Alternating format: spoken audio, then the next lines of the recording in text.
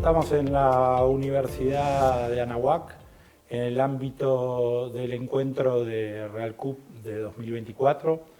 Hemos tenido la primera jornada ya prácticamente en sus postrimerías y con más de 300 participantes y una agenda bastante importante. Estamos con Juan Pablo Murra, el rector de TEC de Monterrey.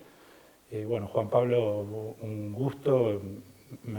La verdad que me gustaría conocer dos retos que vos creas que sean significativos para contarnos. Tu universidad es una de las universidades líderes dentro de la región y ha encarado, probablemente de las primeras que ha encarado, el proceso de transformación que nos lleva estas revoluciones industriales que estamos viviendo, estos cambios de tecnologías que cambiaron nuestras vidas personales, sociales, institucionales, y las universidades no son una excepción, ¿no? Y es necesario muchos aspectos que cambiar. No se puede ser desde gobernanza, modelo educativo, infraestructura, tecnología, lo que vos creas que fueron los dos retos que fueron más significativos en tantos años que el TEC viene trabajando con el proyecto de TEC 21, ¿no? Con mucho gusto. Muchas gracias por la invitación, un gusto estar aquí. Felicidades a todo el equipo de Real Cup y a la Universidad de Anáhuac Puebla por esta excelente anfitrionía y este evento que creo que va a ser de mucho valor para todos los que estamos aquí participando. Hiciste mención al modelo TEC 21 y creo que vale la pena, si me permiten, explicarlo brevemente qué consistió. Definimos hace algunos años que como Tecnológico Monterrey aspirábamos a formar líderes con espíritu emprendedor y sentido humano. Y cuando se dice muy fácil, como decíamos, el PowerPoint aguanta todo, pero ¿qué significa formar líderes y hacerlo en el contexto del siglo XXI con todos los retos y posibilidades que eso implica? Y entonces primero definimos cuáles son las competencias de liderazgo que queremos formar y después nos dimos a la tarea para identificar cuál debería ser el modelo educativo conducente para poder formar esas competencias. Visitamos cerca de 50 universidades alrededor del mundo. Estudiamos otras compañías y empresas que se han destacado a lo largo de la historia por desarrollar talento, ¿no? Algunas consultoras, algunas firmas de tecnología que aunque no eran universidades, formaban de alguna manera. Y definimos que nuestro modelo educativo tiene 5 pilares. Es un modelo educativo enfocado en el desarrollo de competencias, tanto disciplinares como transversales. Ya eso es un reto. O sea, el definir no solo quiero transmitir conocimientos, sino la capacidad de hacer algo con ese conocimiento. Es un modelo educativo basado en retos. ¿Por qué retos? Porque contextualiza el aprendizaje y creemos que es la mejor manera de desarrollar estas competencias. Esos retos aparte no están dentro de las paredes de la universidad, entonces ha implicado trabajar con lo que llamamos socios formadores, empresas, gobiernos, organizaciones de la sociedad civil, con más de 2.200 socios formadores. Un alumno a lo largo de su carrera interactúa con 14, 15 instituciones de esa manera. La flexibilidad en el cuándo, cómo y dónde aprender. Los alumnos van definiendo su propia trayectoria con ciertos modelos de flexibilidad, un concepto llamado Semanas TEC y Semestres TEC, que son espacios curriculares innovadores que te permite hacer diferentes elementos, estancias profesionales de investigación, estancias internacionales, concentraciones disciplinares, concentraciones transversales. Una vivencia universitaria memorable.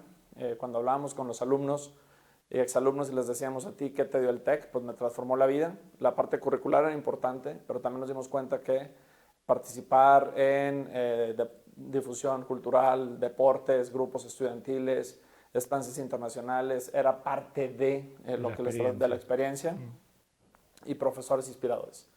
Sí creemos que el contenido está en línea y a lo mejor ahí vas a tener acceso a que te lo explique el mejor profesor del mundo en su disciplina, pero un profesor inspirador que conecta contigo, que le interesa, que te acompaña, es fundamental en el desarrollo de ese talento, ¿no? Una transformación de este tipo es sistémico, entonces es difícil decir, oye, es una o dos cosas.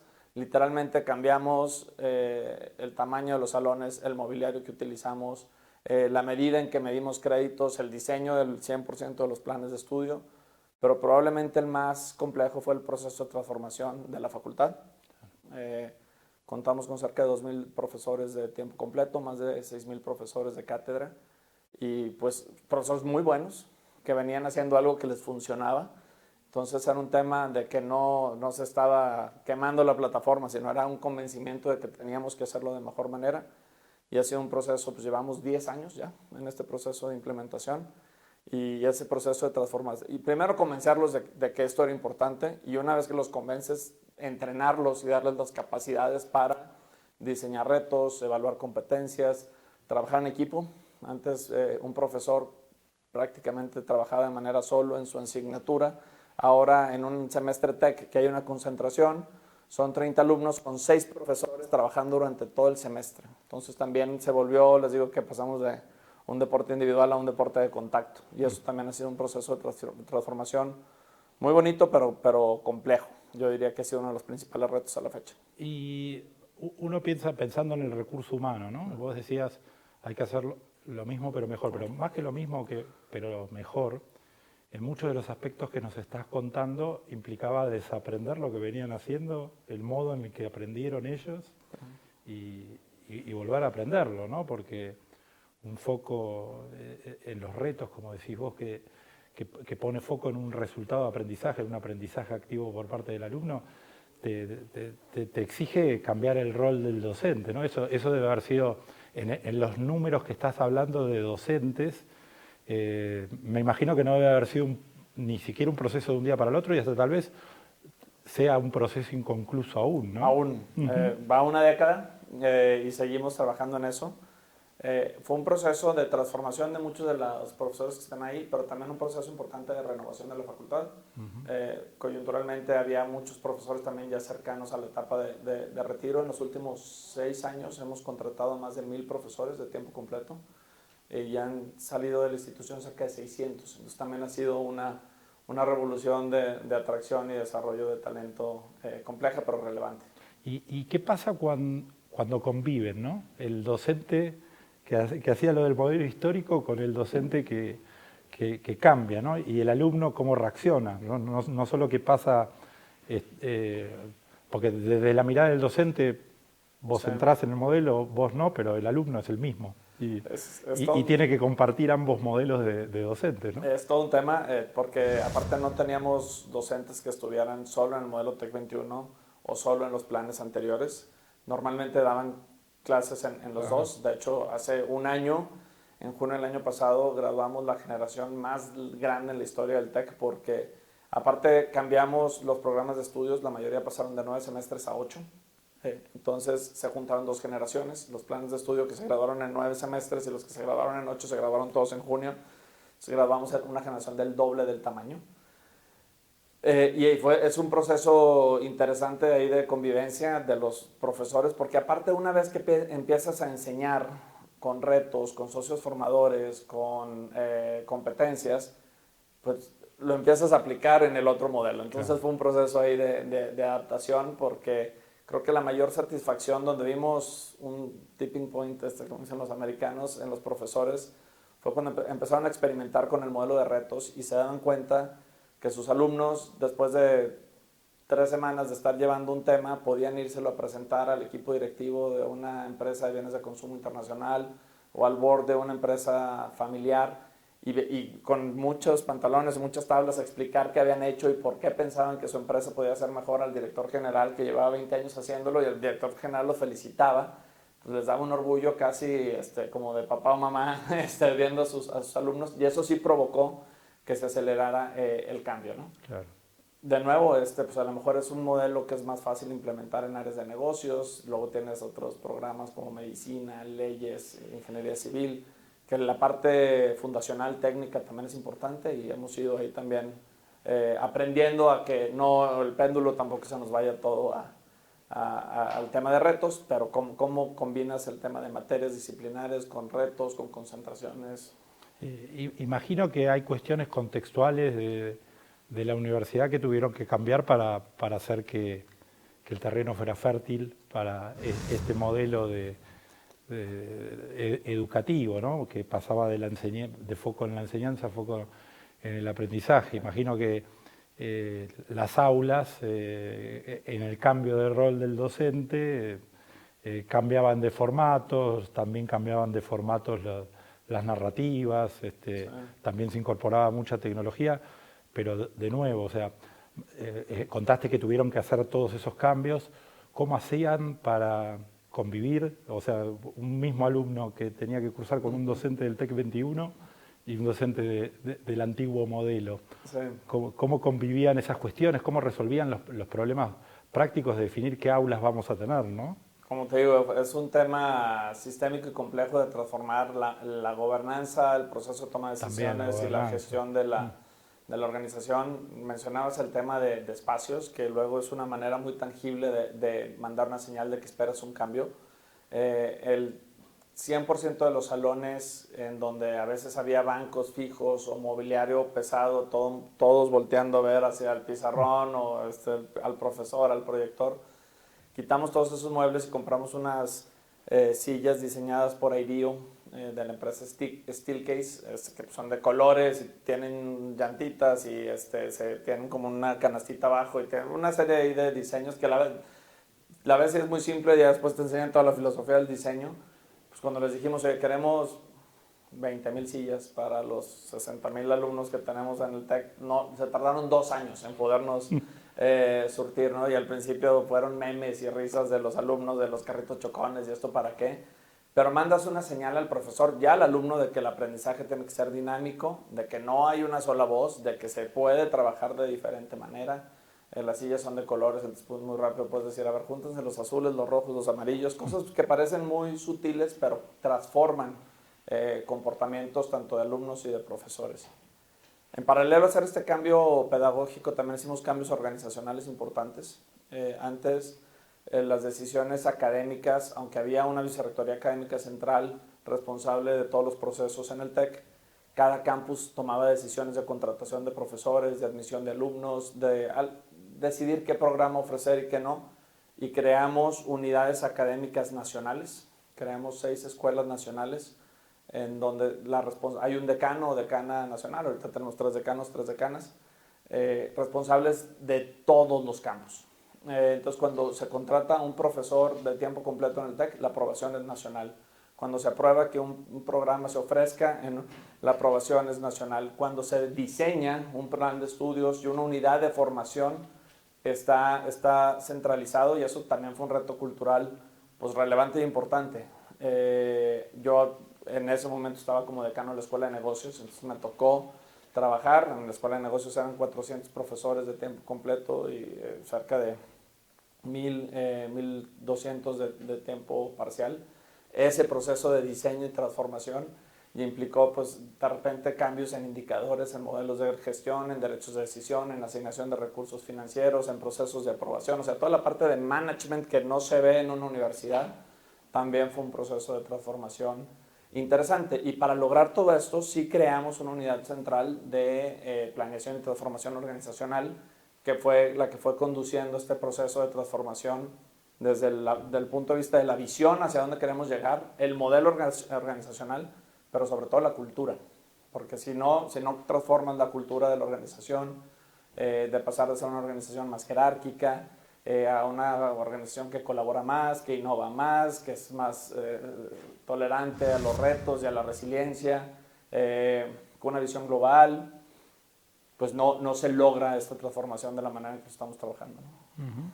Y a ver, corregime si estoy en lo cierto, o sea, pasaron tal vez de trayectos formativos simultáneos a trayectos formativos flexibles individualizados, ¿no? Podemos decir que fueron una personalización masiva de esos trayectos simultáneos. Y cuando esto te saca mucho de la talla única, ¿no? Y genera múltiples realidades en las aulas, múltiples realidades en las dinámicas de cada alumno, porque pasa a ser un trayecto formativo individualizado. ¿Qué ocurrió con la calidad? Sí. ¿Cómo hicieron para monitorear la calidad en un sistema tan complejo? Tienen una universidad enorme con muchísimos alumnos, muchos campus, con ese nivel de flexibilidad. ¿Cómo pensaron el tema de la calidad? La calidad es una extraordinaria pregunta. Yo creo que de los 5 pilares, el modelo enfocado en competencias, retos, flexibilidad, vivencia memorable y profesores, el de la flexibilidad es el más complejo. y yo creo que no lo anticipamos como es donde más hemos tenido aprendizajes. Porque ahorita hablabas de personalización y creo que sería mucho llamarlo personalización. Y de hecho nos hemos cuestionado mucho porque generas unas expectativas en el alumno de decir, oye, pues yo voy a poder estudiar lo que yo quiera, cuando yo quiera, como yo quiera. Y no es tan así. Claro. De hecho estuvimos a punto para los planes que estamos ahora diseñando y ahorita quisiera entrar a los planes 2026 que estamos diseñando para lanzar en agosto del 26, que ya estamos incorporando elementos de inteligencia artificial, sostenibilidad, otros componentes, otros pilares adicionales. Estuvimos a punto de dejar de hablar de flexibilidad. Pero la pregunta que yo le hice al equipo es, oye, ¿es más flexible que nuestros planes anteriores? Sí. ¿Es más flexible que lo que existe en otras universidades? Sí. Pues entonces es flexible. No es personalizado, pero es bastante flexible. ¿Qué ejes de flexibilidad tiene el modelo? El alumno, en vez de escoger tenemos 44 licenciaturas, en vez de escoger de inicio cuál es su programa, escoge una puerta de entrada. Negocios, hay 2 de ingeniería, ciencias sociales, hay una que es compartida entre la Escuela de Arquitectura y Diseño y la Escuela de Humanidades, medicina, salud, y es hasta el segundo o el tercer semestre que elige su salida. Entonces ahí hay un primer eje de flexibilidad. Oye, significa, mucha gente dice, es un tronco común, más o menos, porque dentro de la etapa, le llamamos la etapa de exploración, tienen 1 o 2 oportunidades de llevar materias o bloques de temas para explorar si es lo que les gusta. Entonces entran a negocios y seleccionan, me interesaría mercadotecnia, me interesaría, entonces tienen unos espacios de experimentación que les permite tomar una mejor decisión. Y luego el área de enfoque es en donde son 2 o 3 semestres en donde, oye, pues estudias mercadotecnia, ahí te hacemos mercadólogo, finanzas, emprendimiento, business analytics, talento, ya tu disciplina, tu programa. Y luego están los conceptos de semestres tech, que depende del programa, tienen 1 o 2, en donde de nuevo pueden escoger una estancia internacional y ya te quitas de problemas de revalidación. Te puedes ir a cualquiera de estos 900 convenios que tenemos alrededor del mundo. Entonces te puedes hacer una estancia de internacionalización, investigación, emprendimiento, una práctica profesional guiada. No es de que te vas a trabajar y nada más, es oye, qué competencias vas a desarrollar y un profesor te acompaña durante el proceso. O estás estudiando química y quieres hacer una concentración en nanotecnología, o estás estudiando mercadotecnia y quieres hacer una concentración en empresas familiares. Entonces, esos son los grados de libertad. También el semestre, antes todas las clases eran de 16 semanas. Y pues, la verdad, oye, ¿por qué? Hay cosas que se pueden aprender en 5, en 10 o en 15. Entonces, tenemos ahora materias y bloques de 5, 10 y 15. En medio de estos tenemos conceptos que llamamos semanas tech, que te permiten también experiencias inmersivas de irte a hacer un reto una semana a Chiapas, al centro de innovación social que tenemos, o a Ciudad de México, o a Monterrey, o a Texas. Entonces también eso te da flexibilidad. El alumno puede cursar hasta 12 semanas tech a lo largo de su carrera. Y al final también hay un bloque multidisciplinario en donde llevan por diseño una unidad de formación entre médicos y mercadólogos o ingenieros civiles y urbanistas, y también ahí escogen y es otro elemento de flexibilidad. Complejo de manejar, todo lo que te imagines. El proceso de inscripción es una pesadilla, ¿no? El alumno pasaba de seleccionar 6 materias muy estándares, ahora elige hasta 13 unidades para el semestre y, oye, pues quiero esta, pero ya se llenó, quería aquello y no está. Esto está secuenciado, esto no está secuenciado. Entonces le metimos un grado de complejidad y de costo importante al modelo. También hay que reconocer esa parte. Pero lo que nos toca ahorita medir es si esa complejidad y ese costo justifica el beneficio que va teniendo el alumno, ¿no? Entonces ahorita estamos midiendo todo. Y regresando al tema de calidad, mantenemos nuestras acreditaciones internacionales. El TEC está acreditado por SACS, que es una acreditadora norteamericana. Llevamos 60 años con esa acreditación. Fuimos la primera universidad fuera de Estados Unidos en estar acreditados por un acreditador internacional. Nuestras acreditaciones nacionales, nuestras acreditaciones disciplinares, nuestro propio modelo de gestión de la calidad, que tenemos como 3 visiones del tema. Uno, y yo insisto mucho, es, oye, quality of inputs, quality of outputs. Entonces, el mejor predictor de la calidad de un egresado de una universidad es la calidad del alumno que admites. Nosotros en las universidades no hablamos mucho de eso, pero sí es importante. Entonces, hemos rediseñado los procesos de atracción y de admisión. El año pasado, comparado con Estados Unidos, a lo mejor se ve lejano, pero estamos admitiendo al 60-65% de los alumnos que apliquen. Entonces, ya hay un porcentaje no menor que quisiera estudiar en el TEC, pero pues estamos limitando el tamaño de ciertos programas o con ciertos requisitos de admisión. El perfil de los profesores que contratamos, pues las credenciales académicas, los procesos de entrevista y compromiso con la formación de los alumnos. Entonces, yo les digo, si seguimos haciendo eso muy bien, atrayendo muy buenos alumnos y atrayendo muy buenos profesores y tenemos un buen modelo educativo, es el 80-90% del trabajo. Después hay que medir, también trust but verify, ¿no? Como decían los americanos. Entonces sí tenemos, nuestros alumnos participan en casi todos los programas en Ceneval, que es un examen estandarizado de salida.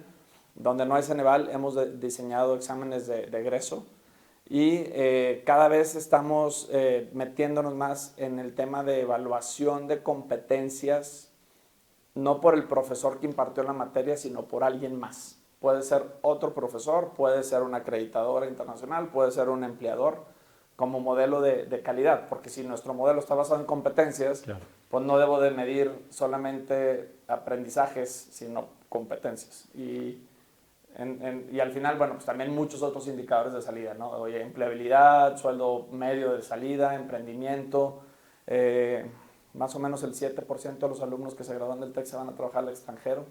Entonces también como no es una señal directa, pero oye, si viene Microsoft de Seattle a contratar a tus egresados de Computer Science, pues algo bueno estás haciendo.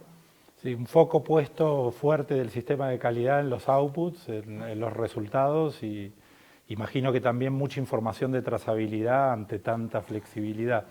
Y en una complejización tan importante de todo lo que implicó esta transformación, ¿las soluciones las encontraron siempre puertas adentro o tuvieron que encontrar alguien que los ayude desde afuera, aliados estratégicos? Yo creo que fueron las dos. Ahorita platicamos un poco del tema. Hicimos este benchmark internacional en donde visitamos 50 universidades en todo el mundo, en América Latina, en Estados Unidos, en Europa. Hicimos equipos. Me tocó estar en Corea, en Japón, en Australia.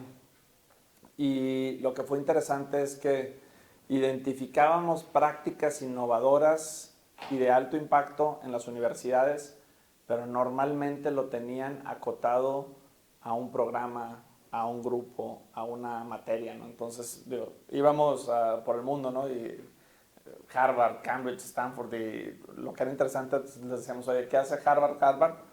La respuesta era bastante consistente, sus alumnos y sus profesores. Entonces, regresando al tema de, oye, la calidad del talento y de las personas que son parte de la comunidad es fundamental. Y luego cuando le decíamos, oye, ¿qué es lo más innovador que estás haciendo? Fíjate que aquí tengo un programa que se llama Trayectorias, ¿no? Pathways. ¿Y cómo es eso? No, pues así. ¿Y acá qué tienes? No, pues tengo un capstone project en donde trabajan de 2 programas con una empresa para hacer algo. Creo que la innovación o donde estuvo el arrojo del TEC fue decir, oye, pues está muy bien esto, pero no lo voy a hacer para el programa de Ingeniería en Innovación, lo voy a hacer para todas las materias, en todos los campus, en todos los programas. Creo que eso fue donde sí tomamos piezas de muchos lados y dijimos, oye, para lo que nosotros queremos lograr, creemos que hubo otros elementos, pero creemos que estos son los elementos fundamentales y cómo los empaquetamos de tal manera que haga sentido para nuestro contexto y nuestros objetivos. Bueno, y finalmente contame, ya vimos cómo ha sido todo el proceso hasta acá. ¿Cuál es la perspectiva ¿Hacia dónde vamos ahora? ¿Hacia dónde vamos? Sí, hicimos varios pilotos de lo que se llama Semana Tech, antes se llamaba Semana I. Diseñamos un programa en la Escuela de Negocios en el 2016 que llamamos la de Trayectorias, antes de lanzar todos los programas en Trayectorias. Pero el modelo en sí lo lanzamos en el 2019, entonces la primera generación se graduó en junio del 23. También es un programa, es un modelo educativo que parte mucho de la presencialidad. porque pues, visitas socios formadores, trabajas en equipo, estás con los profesores en el campus. Íbamos en el semestre 2 y se vino la pandemia. Fue otro proceso de transformación muy radical con la facultad, de decir, oye, pues estamos en medio de este proceso de transformación de modelo y aparte tenemos que hacerlo a distancia. Creo que fue un reto complejo, pero también nos quitó muchos paradigmas y aprendimos mucho. También sí creo que estos temas que te decía de flexibilidad y de competencias, pues el PowerPoint aguanta todo. Oye, ¿qué competencias vas a desarrollar el alumno? Pusimos en cada programa 7 competencias transversales y 21 subcompetencias. Y a la hora que tienes que evaluar 21 subcompetencias para 60,000 alumnos y darles retroalimentación, nos dimos cuenta que fue demasiado. Entonces, ahorita estamos en un proceso, yo diría, de simplificación. Estamos revisando cuáles son las competencias transversales y disciplinares en cada uno de estos. Estamos manteniendo las unidades de 5, 10, 15 semanas, pero balanceando un poco más. El ritmo de 5 semanas, cuando todo sale bien, funciona, pero el día que un alumno se enferma una semana o tiene que ir a un mundial de natación o un profesor tiene una dificultad, está demasiado lean, o sea, no hay margen de error. Entonces estamos ahí ampliando algunos de los bloques de 5, 10, 15 semanas. Estamos incorporando elementos de inteligencia artificial en 2 ejes. ¿Qué herramientas va a necesitar en su disciplina? Si es un médico, ¿qué herramientas de inteligencia artificial y competencias va a necesitar desarrollar? Y en el proceso, ¿cómo utilizar la inteligencia artificial para que sea, por un lado, un tutor que acompañe a los alumnos y, por otro lado, un copilot para los profesores que les ayuden en el proceso de diseño de experiencias de aprendizaje y en el proceso de evaluación de conocimientos y competencias? El tema de sostenibilidad, ya lo traíamos, pero estamos en cada uno de los planes de estudio, cada una de las unidades de formación, estamos identificando qué objetivo de desarrollo sostenible está incorporado al proceso de enseñanza, aprendizaje. Estamos metiendo más elementos de educación digital, que no solo es educación a distancia, puede ser educación a distancia, pero sobre todo justificando muy bien por qué a distancia. Ahora, de los paradigmas de la pandemia, oye, pues si vas a dar clases a distancia, la persona que está enseñando diseño moderno, pues puede estar viviendo en Monterrey o puede estar trabajando en IKEA en Suecia. Y de repente crecimos y teníamos como 400 profesores internacionales invitados.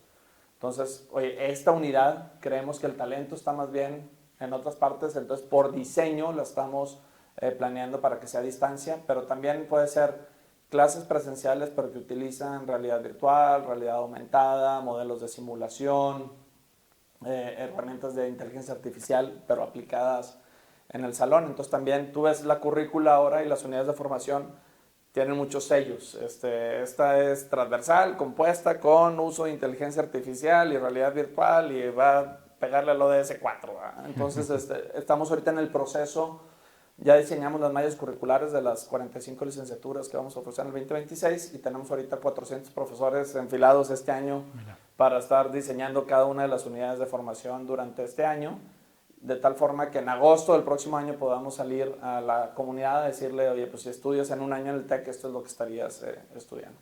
Te había dicho que era la última, pero te voy a pedir un bis como en los buenos conciertos. ¿Qué le recomendarías a una universidad que está iniciando su transformación y se encuentra en el punto de partida con el que tuvo que convivir el TEC de Monterrey? O sea, habiendo ya transitado todo ese proceso, ¿cuál sería tu consejo? Algo que yo creo que es bien importante y mucha gente se lo brinca es tener muy claro qué quieres lograr y para qué lo quieres lograr. O sea, nosotros, a lo mejor para otras universidades un modelo de retos o de flexibilidad o de competencias no es el adecuado. Depende de veras qué quieres lograr. Y así como todos de repente quieren ser Harvard, pues no hay que ser Harvard. O sea, tienes que encontrar tu propio camino y creo que nos ayudó mucho irlo haciendo por partes. Oye, queremos lograr esto. Bueno, ¿eso qué significa? Pues queremos esto. Entonces, ¿eso qué significa? Entonces, estas son las herramientas, palancas pedagógicas de innovación y de tecnología conducente para esto. Y pues cocinamos nuestra propia receta y creemos que nos va a llevar a lo que nosotros queremos lograr. Pero yo creo que sería muy aburrido si todas las universidades fuéramos iguales, y creo que cada una tiene que encontrar su camino. También la otra recomendación es atreverse a más de lo que creen que es posible. Creo que la pandemia también nos enseñó eso. A muchas de nuestras instituciones, si les hubieras dicho, oye, en una semana tienes que estar dando las clases en línea, se hubieran reído y ya vimos que se puede, ¿no? Entonces creo que la capacidad de innovación que tenemos en las instituciones es mucho mayor de la que nos damos cuenta.